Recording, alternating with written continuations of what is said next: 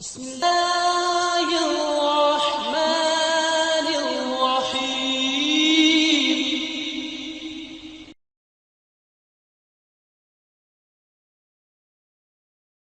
ونستعينه ونستغفره ونعوذ به من شرور أنفسنا ومن سيئات أعمالنا.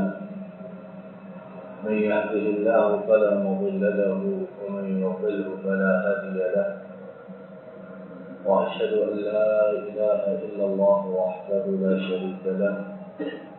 وأشهد أن محمدا عبده ورسوله صلى الله عليه وسلم.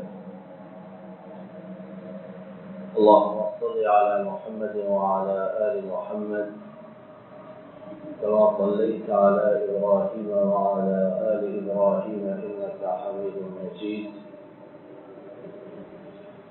اللهم بارك على محمد وعلى آل محمد كما باركت على إبراهيم وعلى آل إبراهيم إنك حميد مجيد.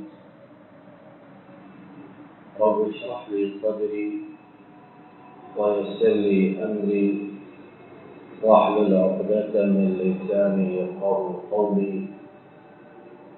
اللهم انفعنا بما علمتنا وعلمنا ما ينفعنا وزدنا علما. سبحانك لا علم لنا إلا ما علمتنا إنك أنت العليم الحكيم. أعوذ بالله من الشيطان الرجيم. بسم الله الرحمن الرحيم. وما أصابكم من مصيبة فبما كسبت أيديكم ويعفو عن كثير. ہر قسم کی تعریف و ستائش اللہ رب العالمین کے لیے،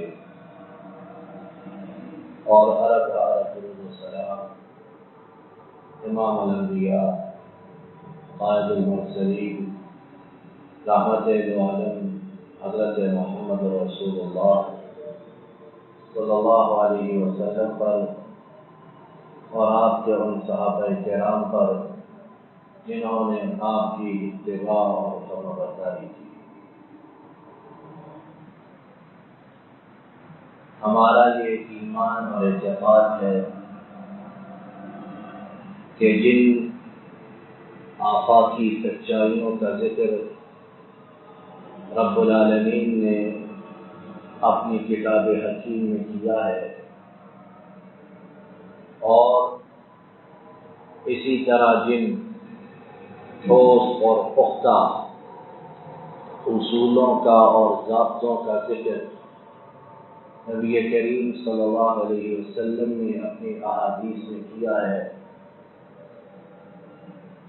دنیا ادھر کی ادھر ہو جائے، زمین و آسمان اپنی جگہ چھوڑ دیں، لیکن اللہ اور اس کے رسول صلی اللہ علیہ وسلم کی بتائی ہوئی باتوں میں رتی برابر کوئی شک و شبہ، کوئی ہیر پھیر، کوئی اونچ نیچ، کوئی اگر مگر اور چونکہ چنانچہ کی گنجائش نہیں ہے.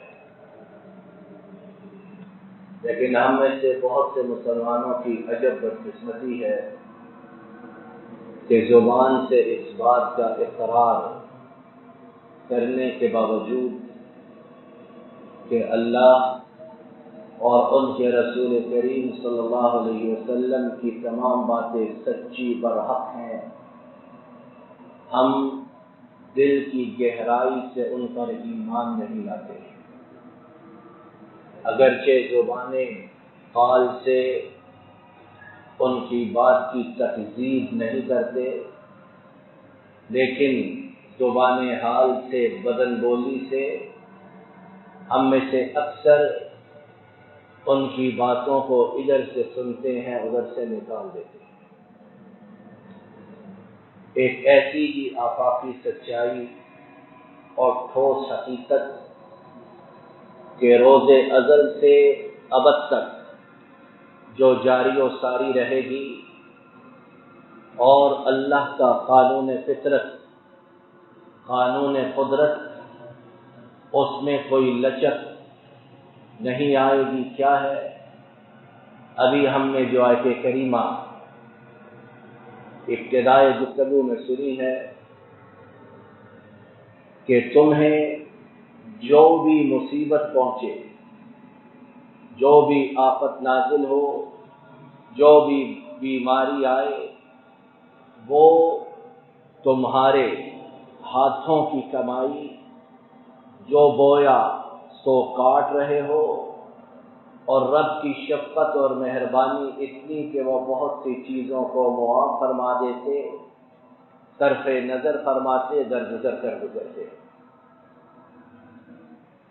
اور ہم اگر اپنے حالات کا جائزہ لیں، اپنے گرد و پیش پر نگاہ دوڑائیں اور اپنے یمین و یسار میں گناہ، خطائیں اور لغزشیں تلاش کریں تو وہ اتنی بے شمار، اتنی لا انتہا کہ اگر رب العالمین صحیح معنوں میں ان کے متعلق بات پرس کریں اور ان کی وجہ سے عذاب کا نزول ہو، تو قرآن پاک کی بتائی ہوئی حقیقت کے مطابق زمین پر کوئی چوپایا جاندار چلتا ہوا نظر نہ آئے۔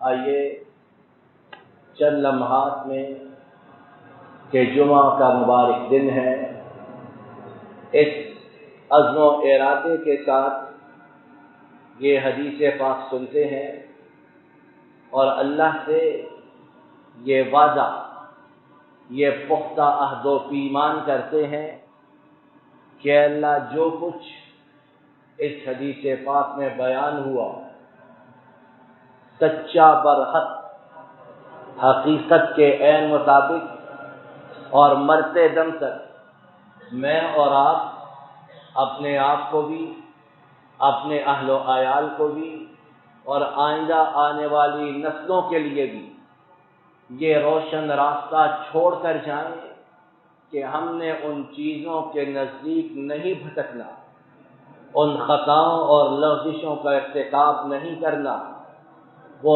گناہ ہم سے سرزد نہ ہونے پائیں جن کی سزائیں نبی کریم صلی اللہ علیہ وسلم نے اس حدیث پاک میں بیان فرمائی۔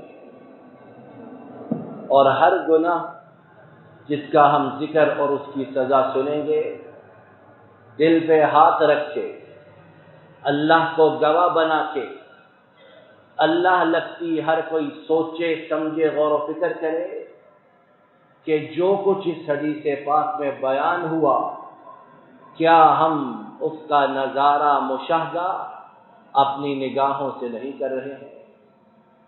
اور یہ حدیث پاک محدثین کے قول کے مطابق نبی محترم صلی اللہ علیہ وسلم ان کی سچی نبوت کی نشانیوں میں سے ایک کہ اللہ کی وحی سے انہوں نے یہ باتیں ارشاد فرمائیں تو قیامت تک جو ان باتوں کا ارتکاب کرے گا ان نتائج کو اور ان سزاؤں کو بھگتنے کے لیے تیار ہے۔ امام ابن ماجہ نے حضرت عبداللہ ابن عمر رضی اللہ تعالی عنہما سے روایت کی ہے، وہ بیان کرتے ہیں کہ کچھ لوگ مسجد نبوی میں نبی کریم صلی اللہ علیہ وسلم کی خدمت میں حاضر تھے اور میں بھی شامل تھا۔ انصار کا ایک جوان کھڑا ہوا، گروہ انصار میں سے ایک نوجوان کھڑا ہوا، اس نے سوال کیا، اے اللہ کے رسول صلی اللہ علیہ وسلم، سب سے بہترین مومن کون ہے؟ تو آپ صلی اللہ علیہ وسلم نے جواب میں ارشاد فرمایا، وہ جس کا اخلاق سب سے بہتر ہے۔ اس عقل مند نوجوان نے دوسرا سوال کیا کہ اللہ کے رسول صلی اللہ علیہ وسلم، سب سے عقل مند مومن کون ہے؟ بہتری کی بات تو معلوم ہو گئی۔ اب عقل میں سب سے زیادہ مومنین میں سے کون ہے؟ تو آپ صلی اللہ علیہ وسلم نے فرمایا وہ جو موت کو سب سے زیادہ یاد کرنے والا اور موت کے آنے سے پہلے پہلے اس کے لیے بہت زیادہ تیاری کرنے والا ہے۔ یہاں چند سیکنڈ کے لیے رک جائیں۔ ہم میں یہ خوبی موجود ہے، اکثر کے اخلاق پرلے درجے کے برے اور ایسی ایسی قباحتیں اور ایسی ایسی عادات اور ایسی ایسی علتیں اخلاقیات میں پائی جاتی کہ شاید ابلیس بھی دیکھے سنے تو شرمندہ ہو کے رہ جائے، لیکن پھر بھی ہم مومن ہیں، پھر بھی ہم ٹھوس مسلمان ہیں۔ اور دوسرا یہ کہ عقل مند ہو جو موت کو سب سے زیادہ یاد کرے اور اس کے لیے تیاری کرے۔ اور ہمارے ہاں جو موت کا ذکر کرے، لوگوں کو موت کی تیاری کا بتائے، کہتے ہیں یہ بیچارے کا عقل اس کی سٹھیا گئی ہے، دنیا والوں کے لیے ناکارہ ہو گیا ہے تو اب موت کی باتیں کرتا ہے۔ اور اگر کسی کو موت میں کوئی شک و شبہ ہو تو یہ ہمارے بازو پڑوس میں H11 کا قبرستان موجود ہے۔ دنوں ہی دنوں میں پلاٹ بھرتے چلے جاتے بغیر عمر کی قید کے، تعلیم کی، مرد و زن کی کسی قید کے بغیر، اور کچھ پتہ نہیں کہ موت کا فرشتہ کب نازل ہو، روح کو اچک کر لے جائے اور پھر حسرت اور ندامت شرمندگی کے سوا ہمارے ہاتھوں میں کچھ نہ رہے۔ تو دوسرا سوال جو کیا گیا کہ عقل مند ترین مومن کون، تو نبی رحمت صلی اللہ علیہ وسلم نے اس کے جواب میں یہ بات ارشاد فرمائی۔ اس کے بعد وہ نوجوان بیٹھ گیا تو آپ صلی اللہ علیہ وسلم لوگوں کی طرف متوجہ ہوئے، اور جب آپ صلی اللہ علیہ وسلم کوئی بات متوجہ ہو کر فرمائیں، اپنے رخ زیبا کو لوگوں کی طرف موڑ کر فرمائیں، تو وہ بات کتنی زیادہ ضروری اور اہمیت والی ہے۔ دفاتر میں سیکشن آفیسر اپنی کرسی کو گھما کر پوری طرح سائل کی طرف منہ کر کے بات کرے، بیچارے سائل کے 14 طبق روشن ہو جاتے ہیں کہ پتہ نہیں کیا دھمکی دینے لگا ہے۔ اور ہمارے ہاں سیکشن آفیسر یا اوپر سے نیچے تک 1 منٹ کا بھروسہ نہیں، آج ادھر ہے تو دوسرے دن کہاں ہے۔ اور اسلام آباد کے رہنے والے ان کہانیوں کو بخوبی جانتے ہیں۔ تو جب نبی رحمت صلی اللہ علیہ وسلم لوگوں کی طرف متوجہ ہوئے تو نتیجہ کیا معلوم ہوا کہ سنبھل جاؤ، تھم جاؤ، خبردار ہو جاؤ، ذہن، دل، تمام حواس کو مجتمع کر کے ان باتوں کو سنو اور رگو پے میں اتار لو۔ آپ صلی اللہ علیہ وسلم نے گروہ مہاجرین کو مخاطب کر کے ارشاد فرمایا، اور گروہ مہاجرین کو کیوں خاص طور پہ؟ کہ وہ اسلام میں سبقت لے جانے والے، اسلامی تعلیمات، ارشادات، فرمودات سے سب سے زیادہ آگاہ، نبی کریم صلی اللہ علیہ وسلم کے عسر و یسر کے، خوشحالی اور تنگی کے ساتھی، تو بطور خاص انہیں مخاطب کیا۔ اور صرف وہی مراد نہیں بلکہ انصار اور پھر قیامت تک آنے والے تمام مسلمان ان چیزوں کے مخاطب ہیں۔ فرمایا 5 خصلتیں، 5 عادات ایسی کہ اللہ کی میں پناہ چاہتا ہوں اس سے، اللہ کی پناہ میں آتا ہوں ان سے، اور میں اس چیز کے متعلق بھی اللہ سے سوال کرتا ہوں کہ یہ باتیں تم میں پیدا ہو، یہ بری عادات کے تم حامل بنو اور تمہارے اندر یہ جراثیم پیدا ہو جائے۔ اور صحابہ کہ انبیاء اور رسولوں کے بعد ان جیسا گروہ روئے زمین پر ہے ہی کوئی نہیں۔ جب ان کے متعلق لسان نبوت صلی اللہ علیہ وسلم سے یہ بات ارشاد فرمائی جا رہی، ان کے متعلق یہ خطرہ موجود، تو میں اور آپ کس بات کی بولی ہے؟ ہمارا تقوی، پارسائی، زہد کہاں کا ہے اور کیا قیمت ہے اس کی اللہ کے ہاں؟ نبی رحمت صلی اللہ علیہ وسلم فرمانے لگے، جب بھی، اب پہلی خصلت کو بیان فرمایا اور 1 2 3 میری طرف سے اضافہ بات کو سمجھنے کے لیے، گننے کے لیے اور یاد رکھنے کے لیے فرمایا، جب بھی کسی قوم میں بدکاری، حرام کاری، زنا وہ پھیل جائے، منتشر ہو جائے، وبا عام ہو جائے اور وہ اس کے کرنے میں کوئی ہچکچاہٹ، شرم و حیا محسوس نہ کرے، علل اعلان کرے، ڈھنکے کی چوٹ کرے، انسانی حقوق کی آڑ لے کر کرے، اپنے حقوق کا آوازہ بلند کر کے کرے، تو کیا ہوگا؟ ان میں طاعون کی بیماری اور ایسی ایسی بیماریاں آ جائیں گی جو ان کے پہلے لوگوں میں موجود نہ ہوں گی۔ اللہ تعالیٰ ہم سب کو محفوظ رکھے، ہمیں بھی، ہماری نسلوں کو بھی۔ کیسی کیسی بیماریاں معاشرے میں موجود کہ ہم اپنے آباء و اجداد کی زبانی کبھی ان کا تذکرہ نہ سنتے تھے۔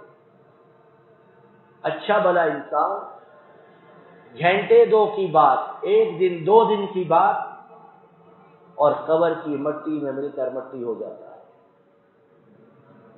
تو جو بات آپ صلی اللہ علیہ وسلم نے 1450 برس کے لگ بھگ پہلے ارشاد فرمائی، پوچھئے یورپ والوں سے، امریکہ والوں سے کہ جہاں یہ باتیں عام ہیں وہ کن عذابوں کا شکار ہے۔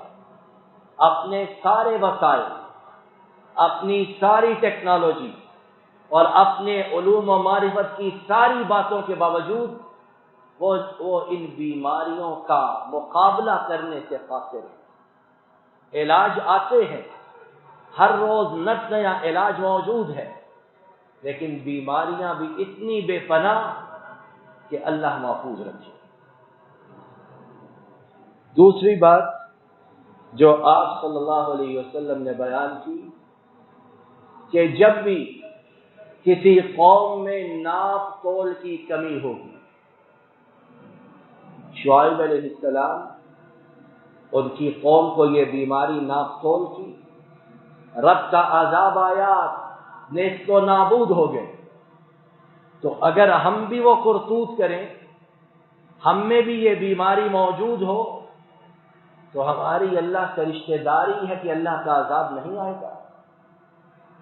اور اتنی بے ایمانی کہ ایک معمولی مزدور سے لے کر اوپر تک جس کا جہاں بس چلتا ہے وہ کسر نہیں چھوڑتا ہے مگر جسے رب محفوظ رکھے۔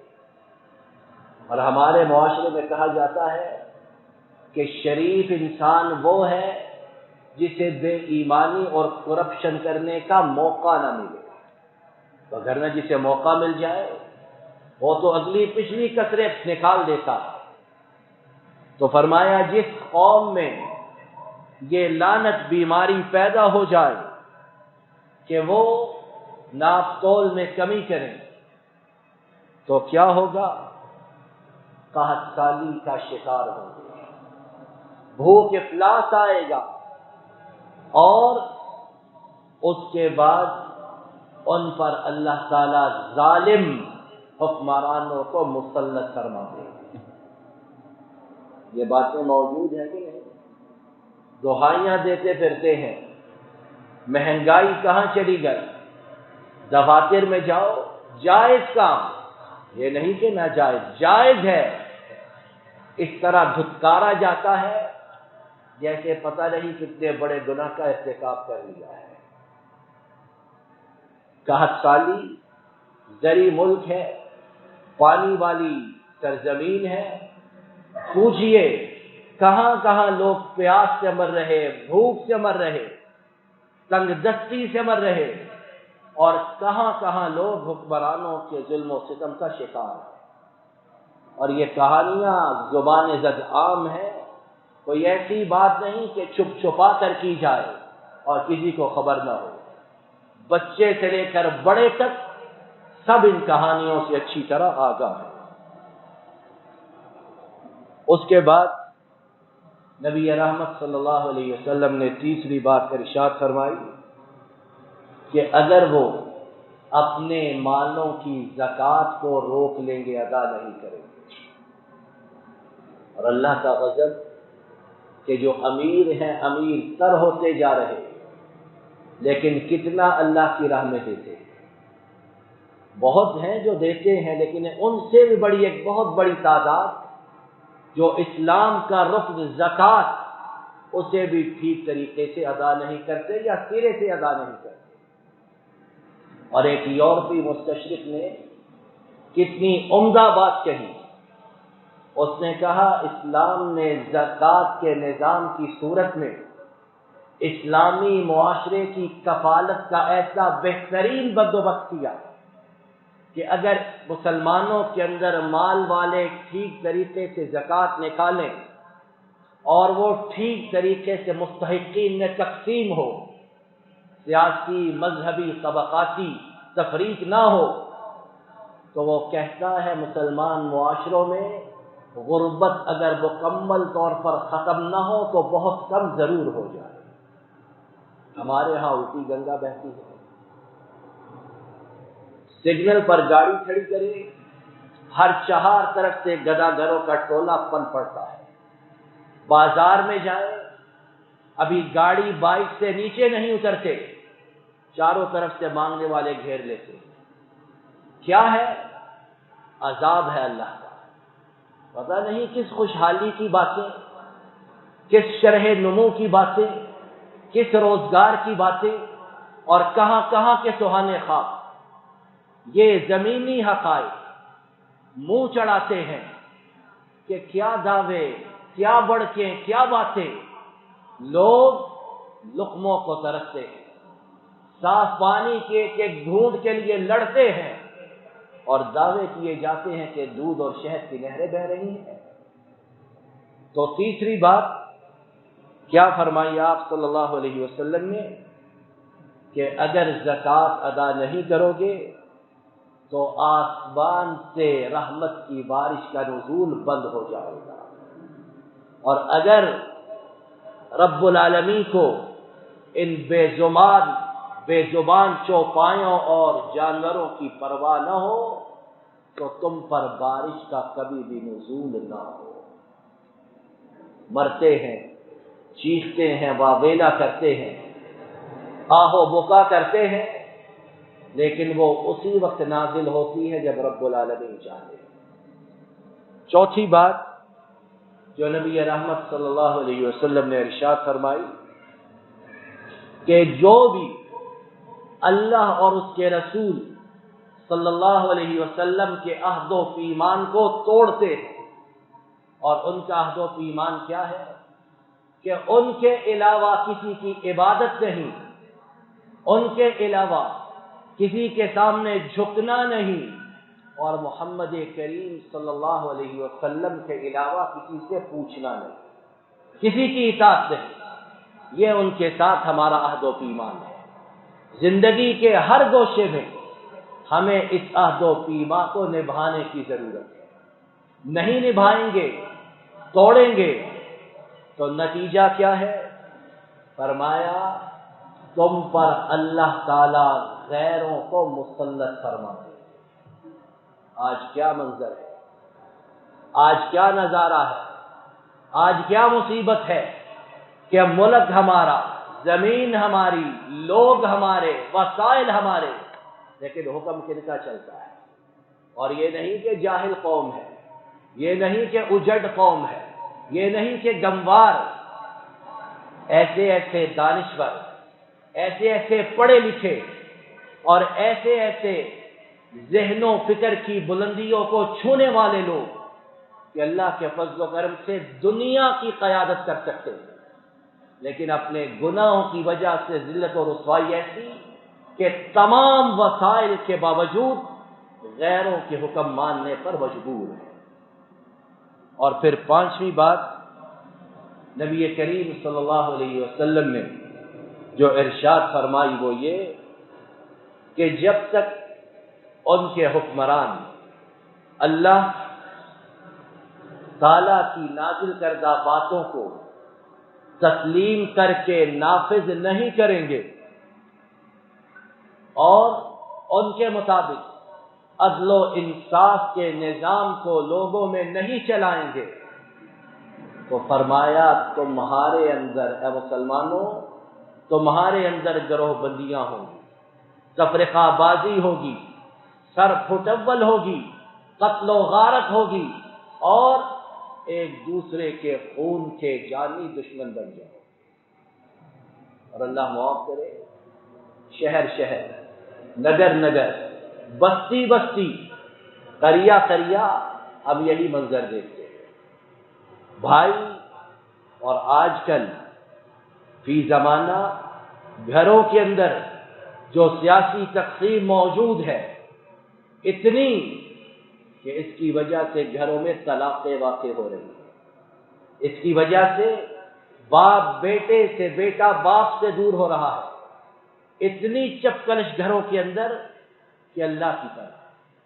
وجہ کیا کہ ہمارے نبی کریم صلی اللہ علیہ وسلم غلط نہیں فرماتے کہ جب اللہ کے نازل کردہ نظام کو نہیں مانو گے، اور 75-76 سال سے ہم جو تجربات کر رہے ان کا منطقی حتمی نتیجہ یہی کہ آئے روز لوگوں میں خلیج بڑھ رہی ہے، نفرتیں، کدورتیں، بغض و عداوت اضافہ ہو رہا، اور اس وقت تک یہ ختم نہیں ہو سکتا جب تک کہ اللہ کے اتارے ہوئے نظام کو ہم زندگی کے ہر شعبے میں اپنا قائد اور امام تسلیم نہیں کر لیتے۔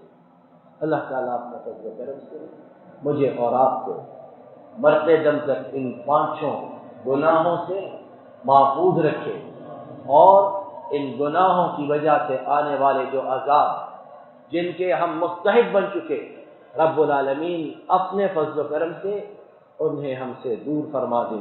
آخر دعوانا السلام علیکم ورحمۃ اللہ۔ یہ ڈاکٹر فضل الہی صاحب کا آفیشیل یوٹیوب چینل ہے، اس کو لائک، سبسکرائب اور شیئر کریں اور بیل آئیکن پریس کریں تاکہ نئے آنے والی ویڈیوز کا نوٹیفیکیشن آپ کو موصول ہو سکے۔ جزاکم اللہ خیر۔